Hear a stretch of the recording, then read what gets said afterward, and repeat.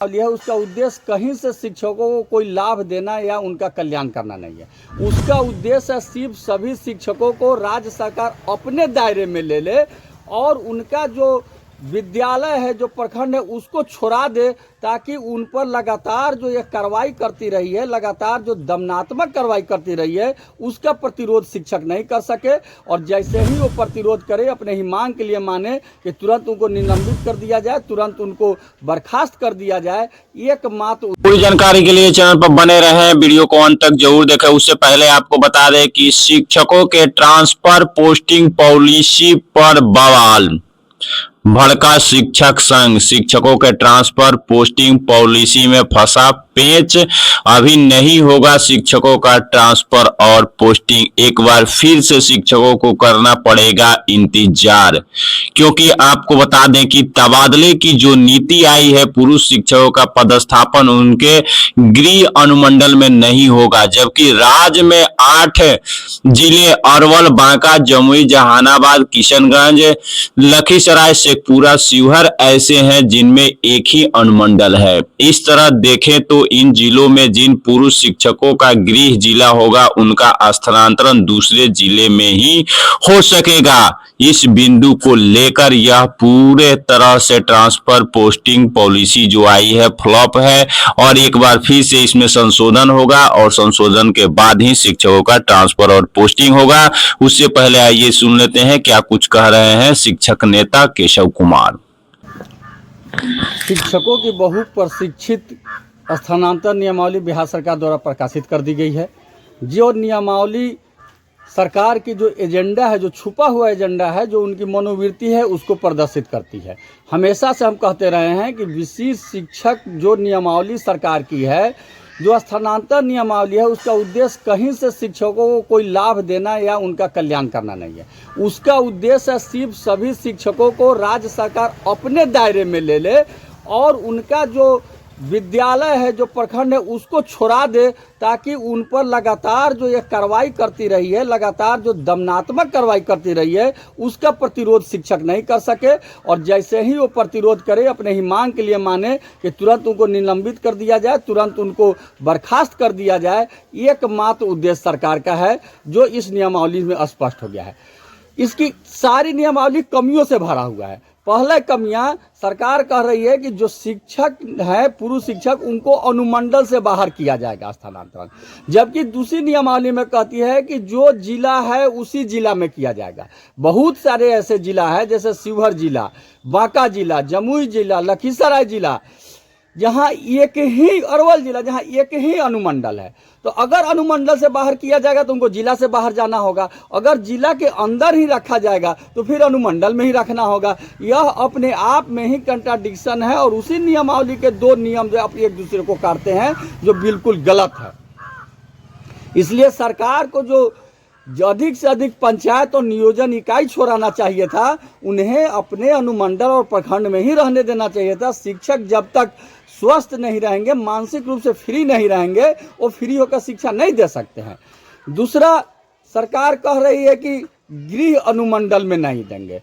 मान लीजिए जहां 2 अनुमंडल है, जैसे मुजफ्फरपुर, जैसे बहुत, उन गृह अनुमंडल में आज भी पोस्टेड नहीं है। मुजफ्फरपुर पूर्वी में घर है, पश्चिमी में पोस्टेड है, या और जगह है जो अपने अनुमंडल में घर है, दूसरे में पोस्टेड है, तब तो उनका स्थानांतरण अगर गृह प्रखंड में नहीं होगा तो जिस अनुमंडल में नहीं होगा तो जिस अनुमंडल में है उन्हीं अनुमंडल में रखना होगा। इस पर भी कुछ स्पष्ट नहीं है सरकार की। जो महिला बहनें हैं, जो दिव्यांग पुरुष है, उनको कहा जा रहा है कि आप अपने होम पंचायत में नहीं रहिएगा, आप अपने पदस्थापन के पंचायत में नहीं रहिएगा, तो तीसरा पंचायत में जाना होगा।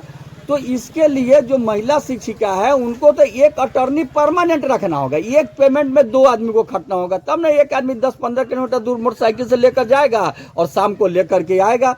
इसलिए या तो उनको ऐच्छिक स्थानांतरण किया जाए, या फिर उन लोगों को आप शहरी क्षेत्र में कीजिए या आने जाने की सुविधा उपलब्ध कराइए।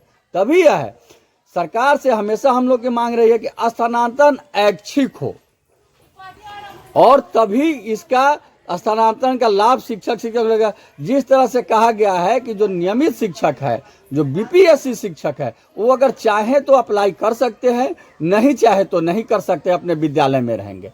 यही नियम हूबहू जो विशेष शिक्षक बन रहे हैं उन पर भी होना चाहिए कि जो चाहे वो अपना फॉर्म भर के स्थानांतरण ले ले, जो नहीं चाहे वो अपने विद्यालय में बने रहे। विशेष शिक्षक के उनको दर्जा दिया जाए, राजकर्मी का दर्जा दिया जाए। लेकिन ऐसा नहीं हो रहा है, क्योंकि सरकार का यह उद्देश्य ही नहीं रहा है। स्पष्ट रूप से कल आपने एसीएस महोदय का इंटरव्यू सुना होगा, तो उन्होंने स्पष्ट कहा है कि इससे शिक्षक बाहर चले जाएंगे, घर द्वार से दूर चले जाएंगे और मानसिक रूप से फ्री होकर के सिर्फ शिक्षा पर काम करेंगे। महोदय, अभी जो हम लोग के हैं, माता, हम लोग मध्यम वर्गीय परिवार है, जहाँ 40-50 हज़ार पेमेंट दे रहे हैं, तो माता पिता भी हम पर डिपेंड है, बाल बच्चे भी हम पर डिपेंड है। उनको जाने का मतलब या तो न तो हम बाहर लेकर जा सकते हैं, ना आपके नियम के अनुसार घर पर रह सकते हैं।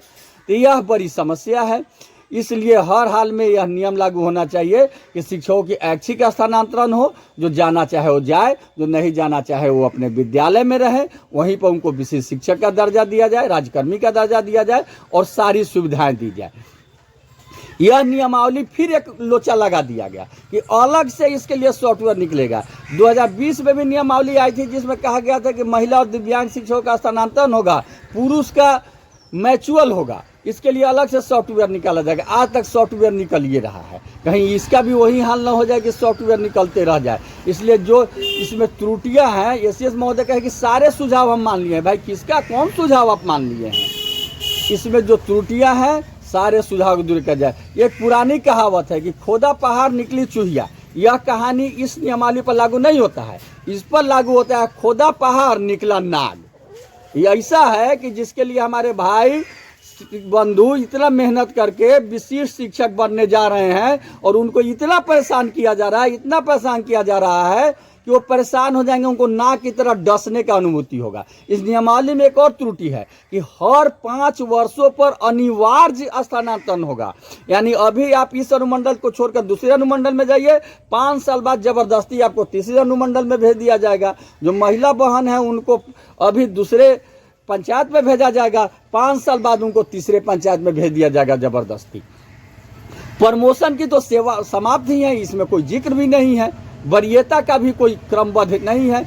इसलिए यह नियमावली पूर्णतः त्रुटिपूर्ण है। हम सरकार से आग्रह करते हैं कि इस नियमावली में सारे शिक्षक नेताओं और शिक्षकों, शिक्षक प्रेमियों से आप सुझाव ले और उसको सुधार करें। जब तक सुधार नहीं होता है तब तक इस नियमावली को स्थगित किया जाए, इसको रद्द किया जाए। और साथ ही आप तमाम शिक्षक भाइयों, शिक्षिका बहनों से इनकलाबी आह्वान करते हैं कि जब तक आप मरे हुए की तरह दहते रहिएगा, इस तरह करते रहिएगा, आपका शोषण होता आया है, आगे भी होता रहेगा, बल्कि शोषण बढ़ेगा। इसलिए आप कमर कस के तैयार रहिए, पूरी जोरदार तैयारी कीजिए और बजटकालीन सत्र में जो दिसंबर जनवरी में होगा, बिहार के सभी 5.5 लाख 6 लाख शिक्षक बिहार की पटना की धरती पर उतरिए। और जब तक हमारी मांगें पूरी नहीं होती है, जब तक हमारे सेवा सत्र में सुधार नहीं होता है, तब तक हम पटना की धरती पर डटे रहेंगे और अपनी उचित मांगे को मंगवा कर ही हर हाल में लौटेंगे। आपका केशव कुमार, प्रदेश अध्यक्ष शिक्षक संघ बिहार, इनकलाब।